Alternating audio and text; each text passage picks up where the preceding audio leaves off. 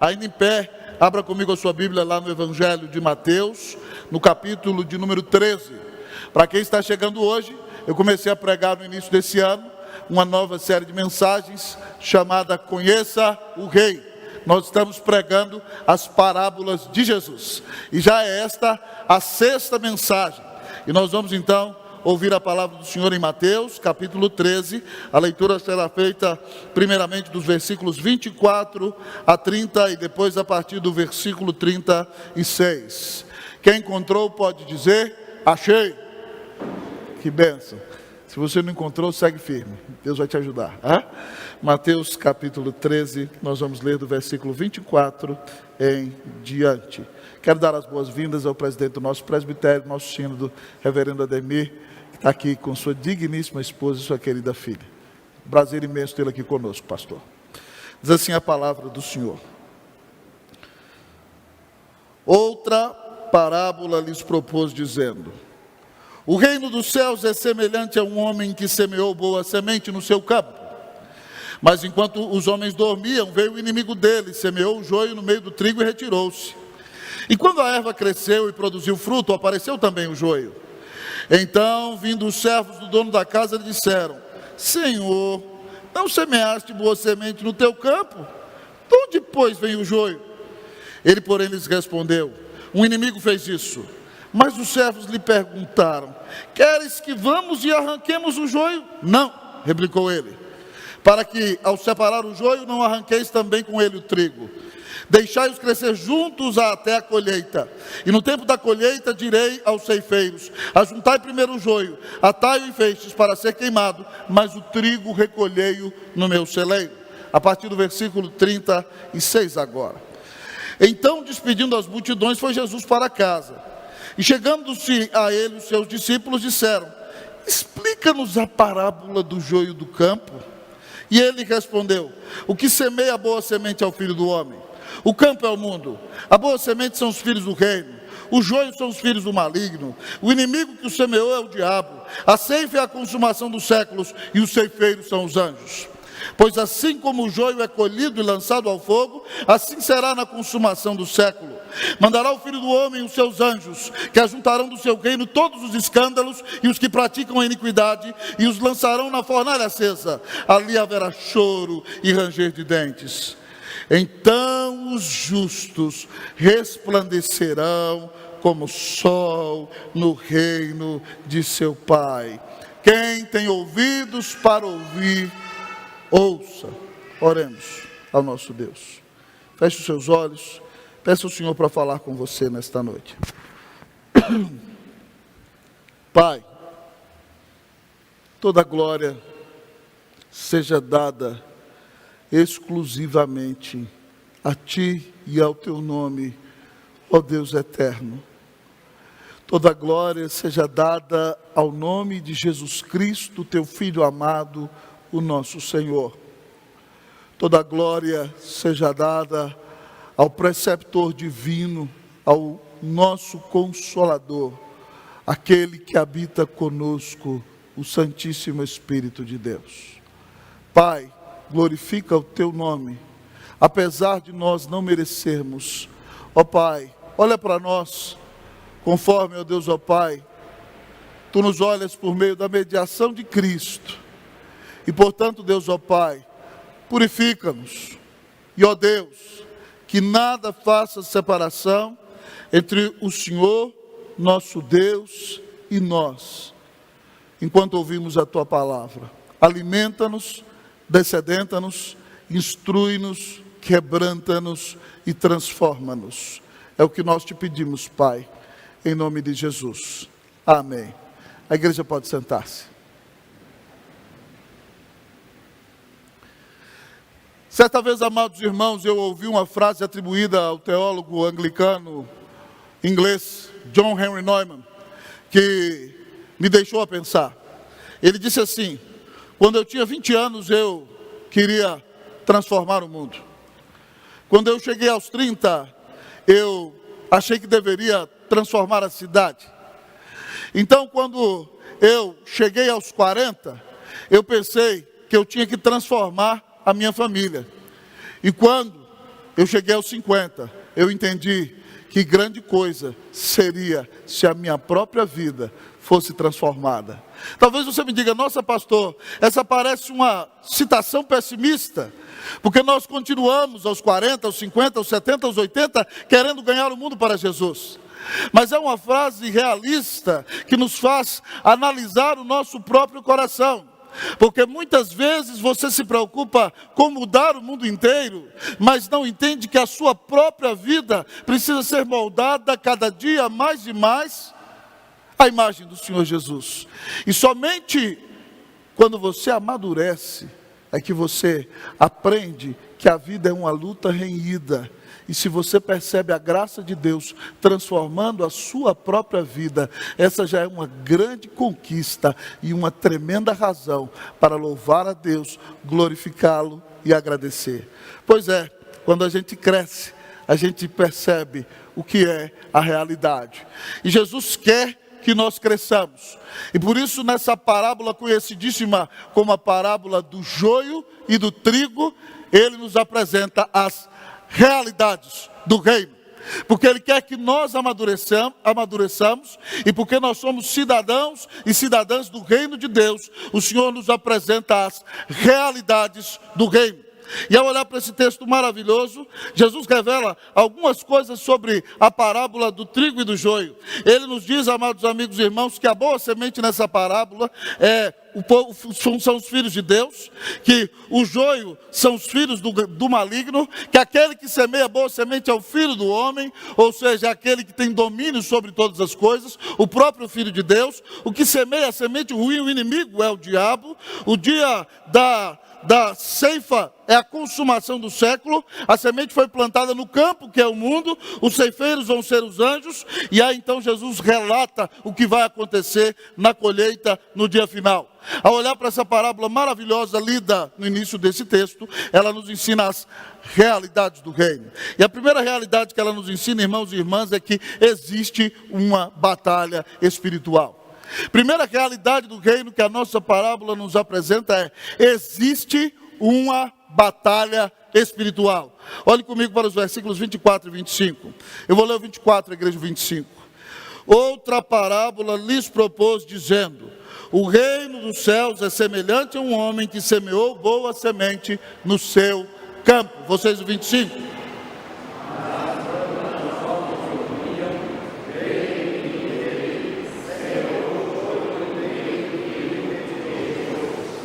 Essa parábola é maravilhosa, irmãos.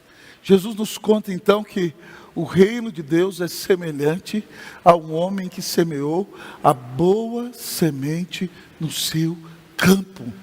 Ele mesmo nos explica que esse homem é o filho do homem. E você se lembra bem que Jesus, quando usa o conceito filho do homem, se refere à sua humanidade. Mas mais do que isso, se refere à profecia de Daniel 7, 13 e 14, que diz que o filho do homem recebe a autoridade do ancião de dias e ele vai dominar no seu reino pelos séculos dos séculos eternamente. Amém. Quando Jesus diz que ele é o filho do homem, ele está dizendo que ele é o rei da glória, o Messias prometido, o todo-poderoso Senhor. E ele diz aqui então que quem semeia a boa semente é o filho do homem. Ele, amado amigo e irmão, é quem coloca a semente de nova vida no nosso coração. Todos nós somos pecadores, todos os humanos são pecadores. Mas, querido amigo e irmão, só pode crer aquele que nasceu de novo, aquele que recebeu a bênção do novo nascimento, aquele que Jesus faz com que nasça de novo e seja regenerado no seu coração, plantando a semente de nova vida dentro dele, por meio da fé na sua palavra e no seu evangelho.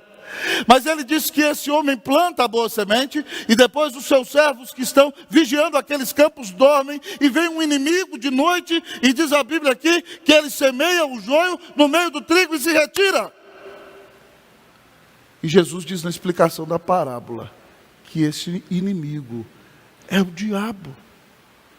O diabo, amado amigo e irmão, é quem luta para que as pessoas se desviem de Deus, como aquelas aves dos céus da parábola do semeador que nós escutamos na semana passada, que a semente é jogada no caminho e vem as aves dos céus e arrebatam a semente. É o diabo que luta para que a palavra de Deus que caiu no seu coração não germine.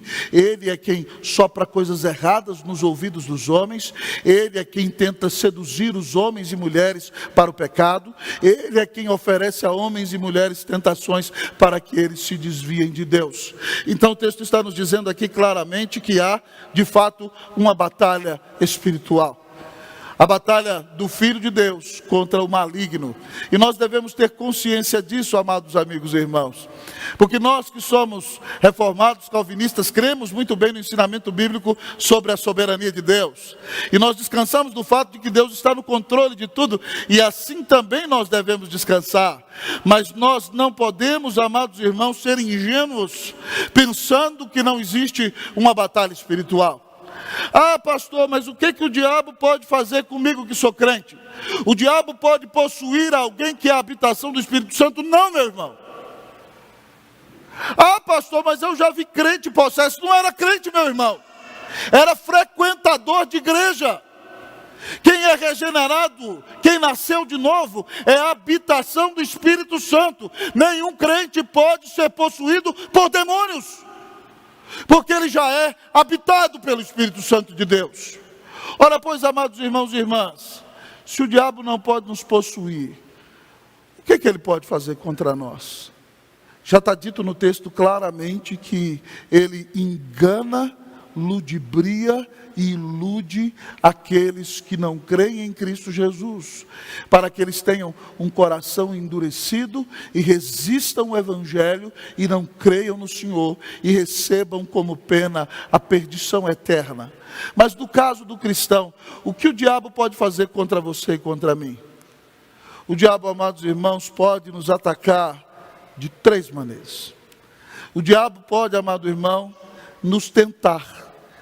Ainda que ele não saiba o que há na sua mente, o que passa no seu coração, ele não pode ler a sua mente, mas ele conhece as suas debilidades, ele conhece as suas tendências e os seus pecados. Então ele vai e coloca diante de você dizendo: olha aqui, o seu Deus não te permite fazer isso, mas olha como eu sou bom, eu entrego para você aquilo que você necessita. É igualzinho, o amado irmão, que ele fez com Eva. Ele chegou lá no jardim e ludibriou Eva e falou assim: é verdade que vocês não podem comer de nenhuma árvore do jardim? O que Satanás está fazendo quando conta essa primeira mentira? Ele quer pintar um quadro na cabeça de Eva para que ela pense que Deus é mau, que Deus quer privá-la de coisas boas. E por isso ele diz: é verdade então que você não pode comer de nenhuma árvore do jardim? E aí Eva já cai no engano logo no começo. Ela falou assim: não, nós podemos comer de todas, nós só não podemos comer da árvore do conhecimento do bem e do mal. E aí ela acrescenta algo a mais para o mandamento ficar mais pesado. Ela diz: nós não podemos nem sequer tocar nela, nem olhar para ela. E Deus não disse isso. E ali ele já tinha envenenado o coração dela. Mas ele tenta seduzir, ele tenta mostrar para você que Deus não te ama, que Deus não se preocupa com você, que Deus não supre as suas necessidades, e que se você não se virar para ter os seus próprios prazeres e satisfazer aquilo que é essencial para você, Deus não está nem aí para você. Mas a Bíblia diz que não te sobreveio tentação que não fosse humana, que Deus é fiel e não vai permitir que você seja tentado além da sua força. De sorte que Ele vai te dar a saída e o livramento, e você vai poder suportar a tentação, porque Ele é fiel. Então, quando você suporta a tentação, de que outra maneira Satanás pode te atacar? Então ele vem com truculência, ele vem com perseguição. E ele usa, querido amigo e irmão, distintas situações. Ele pode usar problemas no trabalho, ele pode usar desentendimento com pessoas que você ama, ele pode influenciar e soprar coisas nos ouvidos, até de pessoas que se dizem cristãs, mas não estão em tanta comunhão com o Senhor, e de repente você vê a sua vida rodeada de problemas. Deus, na sua soberania, permite que o diabo algumas vezes nos ataque. Haja visto o que aconteceu com Jó. Ele era homem íntegro, reto, temente a Deus, e que se desviava do mal, e em um só dia ele perde os seus 11.500 animais, perde os seus servos e perde os seus 10 filhos. truculência. Outra maneira, Satanás pode atacar você, é te oprimindo, soprando coisas no seu ouvido e você não ouve a palavra de Deus e de repente você deixa a tristeza tomar conta da sua alma. Você deixa a depressão tomar conta de você. É claro que existe depressão por razões químicas do nosso próprio corpo. E por essas razões nós devemos tomar remédio. Mas a depressão que não é fruto de questões, de reações químicas do corpo, é fruto de tristeza da alma. E muitas vezes é porque Satanás sopra coisas no seu ouvido. E você ouve o que ele fala e deixa a tristeza tomar conta do seu coração. Muitas pessoas se entristecem e tiram a sua própria vida em momentos de tristeza, porque dão mais ouvidos à voz do diabo do que à voz da palavra de Deus. Então, existe uma batalha espiritual. E você precisa entender, nessa batalha espiritual, que o seu inimigo não é o seu irmão. Muitas vezes nós estamos lutando juntos na obra de Deus. E aí nós vamos lutando numa frente de batalha com os nossos irmãos. Imagine todos nós tirando a espada, enfrentando o exército inimigo, e nós estamos aqui lutando, e nós olhamos um para o outro, vamos lá meu irmão, vamos lá. De repente, mas depois você olha feio para o seu irmão lutou, pisou no seu pé, você pisou no meu pé, e pá, e mata o seu próprio irmão. O seu irmão não é o seu inimigo. Ele pode ter te dado uma má resposta. Ele pode ter pisado na bola com você. Pode até ter machucado a sua confiança. Mas Paulo é claro ao dizer, amados irmãos, em Efésios 6, 11 e 12. Revestivos de toda a armadura de Deus para poderes ficar firmes contra as ciladas do diabo. Porque a nossa luta não é contra o sangue e a carne, e sim contra os principados e potestades, contra os dominadores deste mundo tenebroso, contra as forças espirituais do mal nas regiões celestes. Meu inimigo, irmão, é o inimigo do meu Senhor Jesus Cristo. Não são meus irmãos, que equivocadamente podem sentir-se até de vez em quando inimigos meus. Mas eu e você não devemos viver como quem tem inimigos, porque o nosso inimigo é o diabo. Ele é que quer apagar a obra do Espírito Santo na nossa vida. Ele é que quer nos tentar para nos desviar de Deus. Ele é que vem com truculência contra nós, que quer nos oprimir, que quer nos impedir de avançar e quer atrapalhar a nossa vida. E nós louvamos a Deus, porque a Bíblia diz que o Filho de Deus cravou todo escrito de dívida contra nós na cruz do Calvário, triunfando dos principados e potestades na cruz. Jesus já venceu o diabo quando morreu na cruz e pagou os teus e os meus pecados. E por isso não há nenhuma condenação para você e para mim. Porque Deus nos olha como Ele vê o seu próprio Filho. Nós fomos declarados justos pela fé no tribunal de Deus. O diabo, amado amigo e irmão, não pode mudar o amor que Deus tem por você. O Senhor já venceu o diabo. Lutero costumava dizer que Satanás, para aqueles que tinham medo, diziam: nossa, uma guerra cósmica, Satanás, uma força poderosa. Deus, Lutero dizia: não. O diabo é criatura de Deus. O diabo é o cachorro na corrente de Deus. E quando Jesus diz para ele: Rex, pega, ele sai lutando. Mas quando Jesus diz: vai deitar, ele cai, ele sai e deita. E é assim, meu irmão. Mas Deus muitas vezes permite, na sua soberania, que o diabo tente nos seduzir, tente nos atacar, para provar a nossa fidelidade. Então, pare de nutrir mágoa no coração contra os seus irmãos. Pare de guardar ressentimento. O seu irmão não é o seu inimigo. Se o seu irmão pisou na bola com você, se ele te deu uma má resposta, se ele fez uma fofoca a seu respeito, se uma amizade de longa data foi rompida, ore por essa pessoa. Perdoe em nome de Cristo Jesus, porque o Senhor te perdoou de dívidas eternas.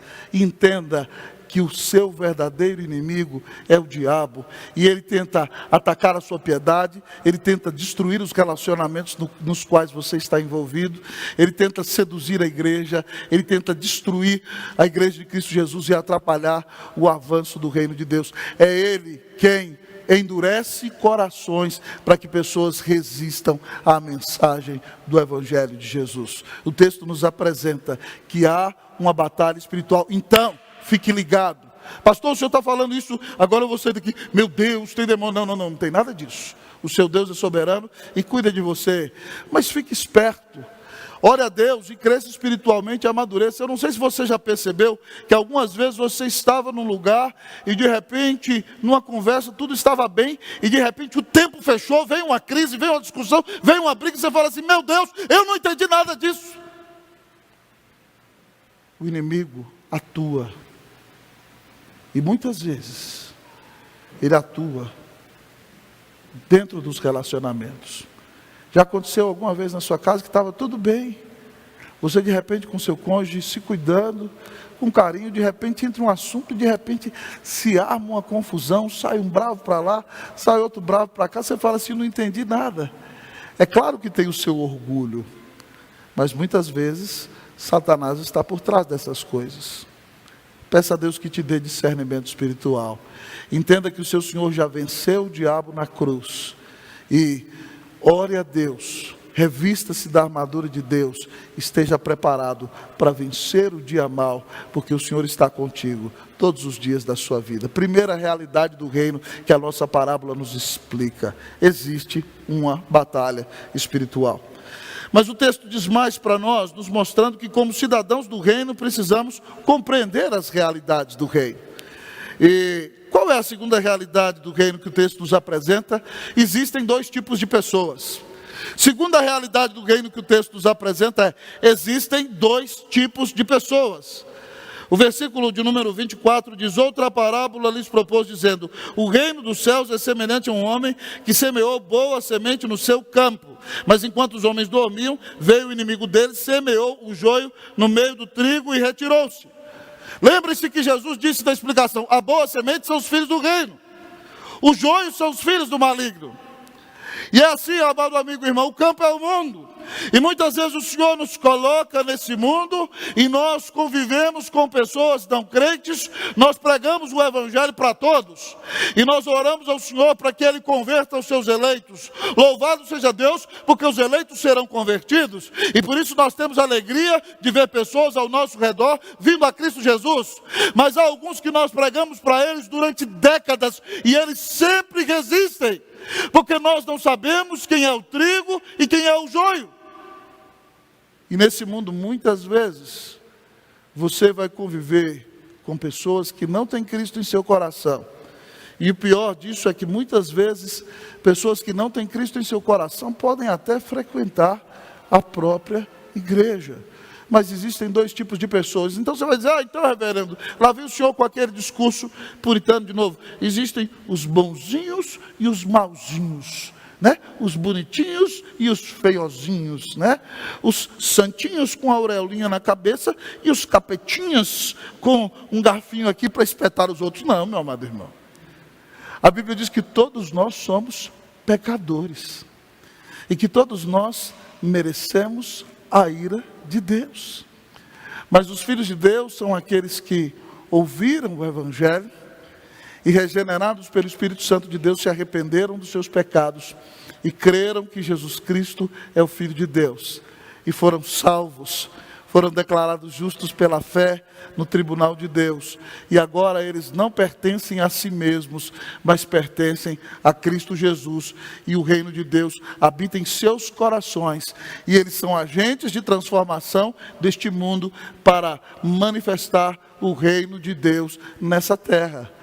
Os filhos do diabo são aqueles que resistem a esse evangelho, não se arrependem dos seus pecados e vivem a vida conforme a sua própria prudência, confiando naquilo que acham que é certo e resistem essa mensagem maravilhosa. Todos são pecadores, mas alguns são perdoados e outros não. E tendo nós então, amados irmãos, sido perdoados e salvos pela graça mediante a fé, nós devemos então viver como justos para a glória de Deus. E a Bíblia fala muito sobre isso. E um dos salmos que eu mais gosto é aquele que é o portal do livro dos Salmos. Ele nos diz: bem-aventurado o homem que não anda no conselho dos ímpios, não se detém no caminho dos pecadores, nem se assenta na roda dos escarnecedores. Antes tem o seu prazer na lei do Senhor, e na sua lei medita de dia e de noite. Ele será como uma árvore plantada junto à corrente das águas, que no devido tempo dá o seu fruto, e cuja folhagem não murcha, e tudo quanto ele faz será bem sucedido. Os ímpios não são assim. São, porém, como a palha que o vento dispersa. Por isso os perversos não prevalecerão no juízo, nem os pecadores na congregação dos justos, porque o Senhor conhece o caminho dos justos, mas o caminho dos ímpios perecerá. Jesus disse que pelos frutos você conhece a árvore. Ele disse que não pode a árvore má dar bom fruto, nem a árvore boa dar fruto ruim. Ele diz que pelos frutos nós conheceremos quem é do Senhor.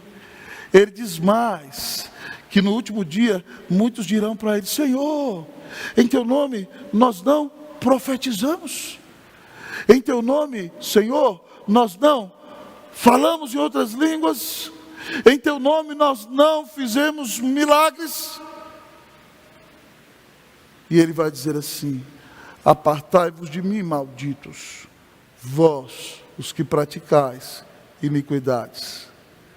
Haverá pregadores no inferno. Haverá no inferno pessoas que até experimentaram milagres, mas que não creram que Jesus Cristo era o seu único Senhor e Salvador. Não se arrependeram de seus pecados e não se entregaram totalmente a Ele. O importante é que você saiba, querido, se você é trigo ou você é joio. Nossa igreja, amados irmãos, para a glória de Deus, é uma igreja que estimula o crescimento intelectual, profissional, de todas as pessoas.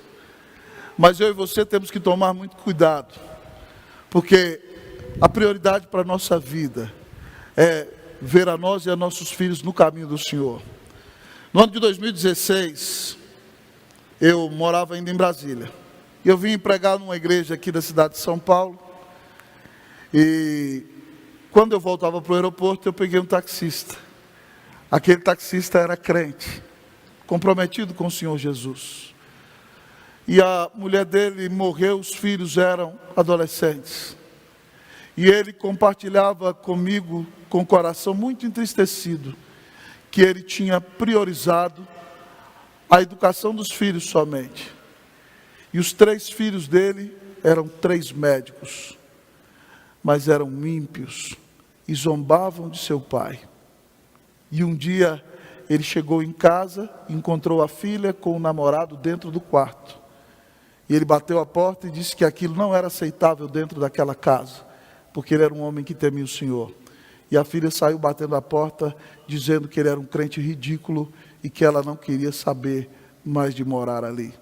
E ele me disse: pastor, meus 3 filhos são bem-sucedidos profissionalmente, são 3 médicos, mas eu preferia que eles fossem 3 crentes, porque eles estão longe de Cristo Jesus.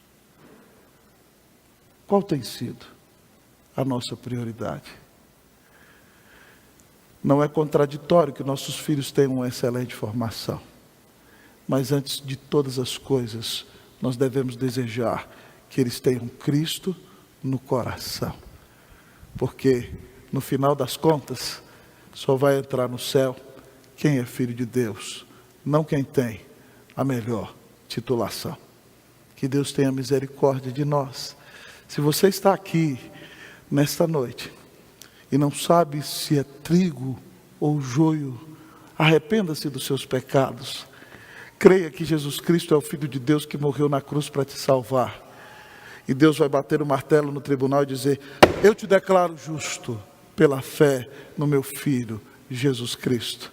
E você então vai ser justificado perdoado, reconciliado, adotado como filho de Deus, vai ter a vida eterna e vai viver em paz na presença do Senhor. Que Deus tenha misericórdia de nós, que Deus faça de nós trigo, que nenhum de nós seja joio, em nome de Cristo Jesus, amém. Uau, pastor, são duras as realidades do reino. Qual é a outra realidade do reino? Como cidadãos do reino dos céus, nós precisamos conhecer a realidade do reino de Deus.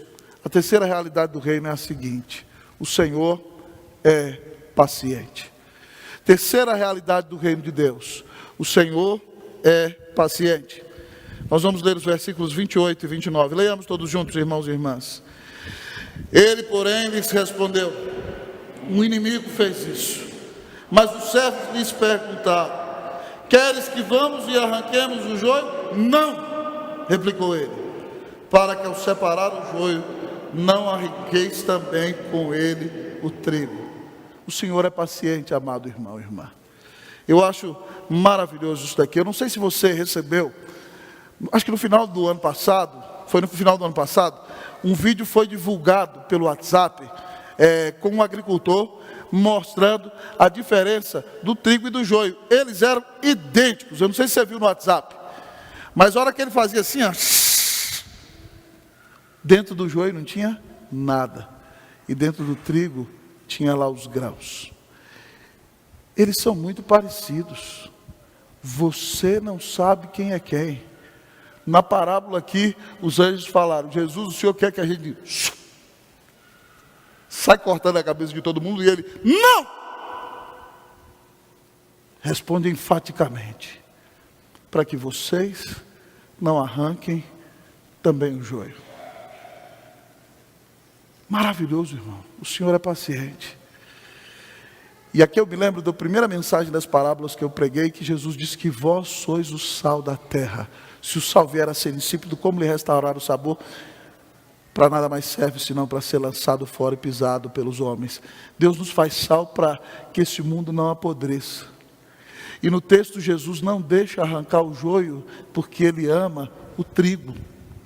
Eu e você, que cremos em Jesus, somos trigo. E há pessoas deste mundo que nós podemos amar e nos relacionamos com ela, e elas são joio. E se todas elas fossem arrancadas de uma vez, o coração do trigo seria machucado. Mas esse mundo ofende os crentes, ataca os crentes, persegue os crentes, e Deus só não destruiu esse mundo ainda por causa do seu povo, por causa dos crentes. Ah, querido amigo e irmão, o Senhor é paciente. Louvado seja Deus. Nós não sabemos quem é joio e quem é trigo. Talvez você está aqui na igreja e está falando: reverendo, a minha vida é uma vida de joio. E talvez você seja trigo. Você está sendo tentado, o inimigo ludibriou você, você tropeçou, mas se você se arrepende hoje mesmo, convencido pelo Espírito Santo, e confessa o seu pecado ao Senhor, a palavra de Deus diz que se confessarmos os nossos pecados, Ele é fiel e justo para nos perdoar os pecados e nos purificar de toda injustiça. Se você é trigo, você se arrepende, você confessa os seus pecados, o Senhor te perdoa, Ele transforma a sua vida, e você pode ser uma grande bênção nas mãos de Cristo Jesus. O Senhor é paciente. Então não zombe da paciência do Senhor. Arrependa-se de seus erros, arrependa-se da vida de pecado que você tem levado, consagre-se logo ao Senhor, e entenda que o Senhor tem paciência e tem misericórdia de você, porque Ele te amou e deu a vida na cruz para te salvar. Que Deus tenha misericórdia da tua vida. O Senhor é paciente. Para mim, irmão, uma ilustração que demonstra claramente a paciência do Senhor é a conversão de Zaqueu. Lá estão aqueles religiosos judaicos acusando Zaqueu, que é um publicano, mas ele é judeu. E Jesus entra em Jericó, olha para aquela árvore daquele chefe da máfia dos anões do orçamento de Jericó e diz para ele: Zaqueu, desce depressa, hoje eu vou ficar na sua casa. Zaqueu desceu, recebeu Jesus com alegria. E Jesus está comendo na mesa, está pregando, está contando as parábolas do reino. E Zaqueu é tocado, é quebrantado, é convertido. Ele fala: Senhor, se eu roubei alguém, estou pagando 4 vezes mais, vou dar metade da fortuna para os pobres. Jesus se levanta e diz: hoje houve salvação nessa casa. Esse homem é filho de Abraão. porque o Filho do Homem veio buscar e salvar o perdido. Porque Deus é paciente. Ele me manda te oferecer de graça a salvação dele hoje. Se você tem vivido longe do Senhor, se você tem vivido na prática do pecado, basta que você se arrependa hoje e diga: Deus, me perdoa de todos os meus pecados. Eu creio que Jesus Cristo é teu Filho amado. Eu confio nele. Eu o recebo em meu coração. Eu creio nele como meu único Senhor e Salvador. Se assim você crer, você vai ter a vida eterna. E a paciência e a misericórdia do Senhor vão se manifestar em sua vida. Que Deus tenha misericórdia de você. E que você louve a Deus, porque Ele é paciente e misericordioso, e que sua paciência e sua misericórdia transformem a tua vida, em nome de Cristo Jesus. Uau, pastor, realidades do reino. Existe uma batalha espiritual, existem dois tipos de pessoas. Deus é paciente, mas haverá alguma outra realidade do reino neste texto que expomos nesta noite?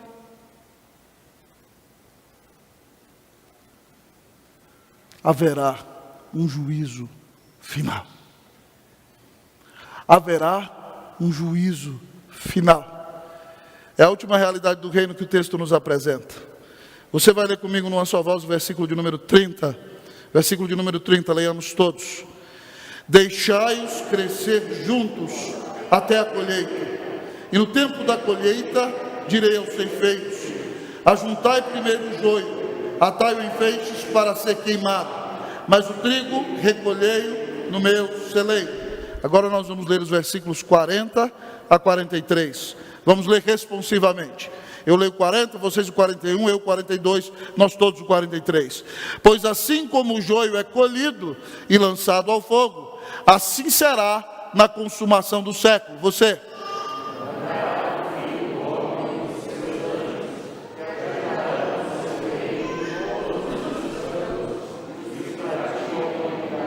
E os lançarão na fornalha acesa, ali haverá choro e ranger de dentes. Então os justos resplandecerão como o sol no reino de seu Pai. Quem tem ouvidos para ouvir, ouça. Queridos irmãos, haverá um juízo final. O Senhor disse que vai deixar o crente e o ímpio ficarem juntos até o dia da colheita. Mas no dia final, a Bíblia nos conta claramente que virão os anjos do Senhor e vão atar primeiro o joio em feixes, e vão recolher o trigo no celeiro, e vão jogar o joio na fornalha. E Jesus, ao explicar, diz: assim como o joio é colhido e lançado ao fogo, será na consumação do século. O Filho do Homem vai mandar os seus anjos, e eles vão ajuntar do seu reino os que praticam escândalos e os que praticam iniquidade, e eles serão lançados na fornalha acesa, e ali haverá choro e ranger de dentes. Haverá um juízo final. Os homens, amados irmãos, zombam de Deus. Os homens ofendem a Deus.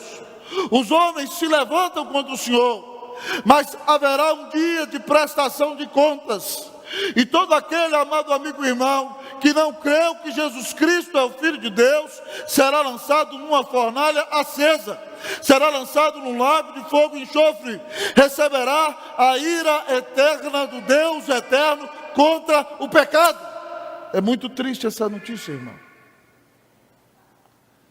Mas por amor aos que ouvem, nós precisamos contá-la, para que ninguém queira ir para esse lugar de dor, de ranger de dentes, esse lugar terrível, onde a ira do Deus eterno vai cair contra o pecador. Haverá um dia de prestação de contas. Muita gente diz: lá vem o pastor com esse Deus sanguinário do Antigo Testamento. Não, é o Deus do Novo Testamento. Estou pregando aqui o Novo Testamento. É Jesus quem disse isso. Mas por que Deus simplesmente não perdoa todo mundo? Meu querido amigo e irmão, se alguém entrasse na sua casa, roubasse todos os seus bens, violasse a sua mãe e as suas irmãs, queimasse a sua casa, matasse os seus filhos diante de você, você ia querer justiça. E você é pecador e mau. Agora imagine o Deus eterno, que é a pessoa mais gloriosa, mais justa, mais santa e mais perfeita que existe, que criou esse mundo glorioso, que cuida de nós a cada dia, que mandou o Filho dele para morrer na cruz por aqueles que nele creem, que faz tudo de bom para nós e nós não o amamos como deveríamos, não o consideramos, não priorizamos em nossa vida, não fazemos todas as coisas 24 horas por dia para a sua glória. E muitos se levantam contra ele e dizem: aqui para o Senhor eu faço na minha vida o que eu quero, o Senhor não me diz o que eu tenho que fazer. A justiça é essencial em Deus. Ele tem que punir o pecador, senão ele não é Deus. Ele é justo. Mas porque ele é tão amoroso, ele mesmo resolve assumir a culpa, na segunda pessoa da Trindade, mandando Jesus para morrer na cruz e pagar os pecados do seu povo. No dia do juízo final, todos aqueles que creram em Jesus serão trigo ajuntado no celeiro, diz o texto. E o nosso texto termina dizendo que esses justos resplandecerão como o sol no reino de seu Pai. Você já parou para pensar como é que vai ser? De repente, eu vou andar na rua e vou ver você brilhando que nem o sol. Pá! A luz assim saindo para todo lado. Vai ser algo espetacular demais. Irmãos, alguns autores pensam sobre realidades dos céus. Isaías diz que as árvores baterão palma, né? Eu gosto muito da imaginação de C.S. Lewis. Quem leu as Crônicas de Nárnia vai perceber que Deus usa a imaginação daquele homem e ele vai pintando quadros. É uma maneira de pré-evangelização, porque pessoas que não creem em Cristo ficam admiradas com a criatividade daquela obra, mas ele simplesmente retrata na obra muita coisa que Deus disse. Se você lembrasse bem de daqueles filmes que você viu, em determinado momento o exército do inferno vem guerrear contra o povo de Deus, e quando Aslan ruge, e Aslan é o leão que simboliza Cristo, as árvores se levantam do chão e começam a correr para lutar em favor dos narianos. Reverendo, o senhor está viajando, hein? Mas meu amado amigo e irmão, a Bíblia diz que você vai resplandecer como o sol. E a Bíblia diz que Jesus é glorioso e nós seremos como Ele é. Se você ler Apocalipse capítulo 1, a Bíblia diz que ele tem cabelos brancos como alva lã, ele tem olhos como de fogo, a sua voz é de muitas águas, da sua boca sai a espada da justiça, ele tem um grande cinturão, e amado irmão, ele brilha o resplendor do sol. João na sua humanidade o viu e caiu como morto por terra. Você vai ter um corpo glorificado como Cristo tem. Não vai ser como é aqui. Você vai resplandecer no reino de seu Pai. A glória do Senhor vai refulgir em você. Não será a glória própria sua, será a glória de Deus. E você será glorioso e desfrutará de comunhão com Deus glorioso, porque Cristo te amou e morreu na cruz para salvá-lo. Ah, querido amigo e irmão, certa vez um jovem chegou na sala do seu pai, que era um fanático de futebol, e de repente estava passando um jogo do seu time, e aí o pai estava sentado ali na sala, e o seu time tomou 1-0, 2-0, 3-0 no primeiro tempo, e o filho falou assim: papai, o senhor não está gritando, o senhor não está chorando, o senhor não está desesperado? Ele falou: não, filho, eu já sei o final da história, isso aqui é um VT, no segundo tempo nós vamos fazer 4 gols, eu já sei que nós ganhamos no final. Você já sabe o final da história. Se você crê em Cristo Jesus, você já sabe quem ganha no final. Então não fique desesperado. Quanto a você, creia no Senhor e desfrute da alegria, do perdão de pecados, da vida eterna e da certeza de que ninguém vai arrebatar você das mãos do Senhor. Mas também se levante, seja útil e pregue o Evangelho. Porque muita gente que vai estar no tribunal de Deus não vai ter escusas, porque ouviu você pregar o Evangelho de Cristo Jesus. Você está preparado para o dia do juízo final?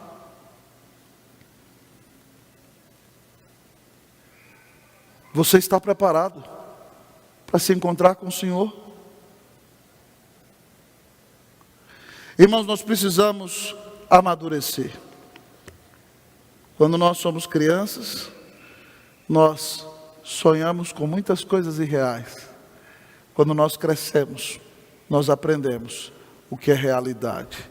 O Senhor quer que você cresça e por isso Ele apresenta diante de você as realidades do reino de Deus. Ao final dessa mensagem eu quero perguntar a você: você é trigo ou é joio? A boa semente vai estar no celeiro de Deus, resplandecendo no reino do Pai. O joio vai ser atado e lançado no inferno. As realidades do reino são claras. Há uma batalha espiritual. Há dois tipos de pessoas. Deus é paciente. Haverá um juízo final. Que você, meu querido amigo e irmão, peça a Deus sabedoria para não cair nas tentações do diabo e para viver uma vida arrependida para a glória e para a honra do nome de Cristo Jesus. Que você viva como trigo, semeando a semente do Evangelho neste mundo e pregando a todos que, se eles se arrependerem e crerem em Jesus, eles vão receber de graça o perdão, a salvação e a vida eterna. Que você agradeça a paciência e a misericórdia de Deus por você. E por confiar na paciência e na misericórdia desse Deus, anuncie o Evangelho a toda criatura, porque Ele não tem misericórdia só de você, Ele tem misericórdia de todos os seus eleitos. Então, porque Ele é paciente, nós podemos pregar o Evangelho e Ele vai converter os seus filhos para a honra e para a glória do seu nome. Tenha consciência de que vai haver um juízo final. E Jesus vai dizer para aqueles que estão à sua esquerda: apartai-vos de mim, malditos, para o fogo do inferno, preparado para o diabo e para os seus anjos. Mas para os que estiverem à sua direita, as suas ovelhas, Ele dirá: vinde, benditos de meu Pai, para as moradas eternas que eu preparei para vocês. De que lado você vai estar?